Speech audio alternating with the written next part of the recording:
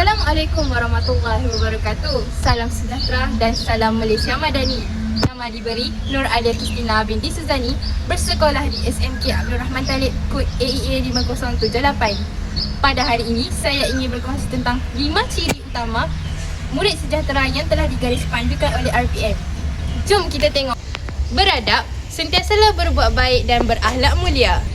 Berilmu, murid yang cemerlang mestilah mempunyai pemikiran yang kreatif dan kritis dalam mengaplikasikan ilmu dalam kehidupan seharian. Berkemahiran, cekap menjalankan tugas secara praktikal. Berdaya tahan, jiwa kental dan tabah menghadapi kesukaran yang dihadapi. Berkeyakinan, berani kehadapan dan yakin pada diri sendiri. Kesimpulannya, 5 ciri murid sejahtera ini bukan sahaja memberi impak kepada murid, tetapi juga memberi impak kepada sekolah yang menjadikan sekolah aman, progresif dan cemerlang. Sekian daripada saya. Terima kasih.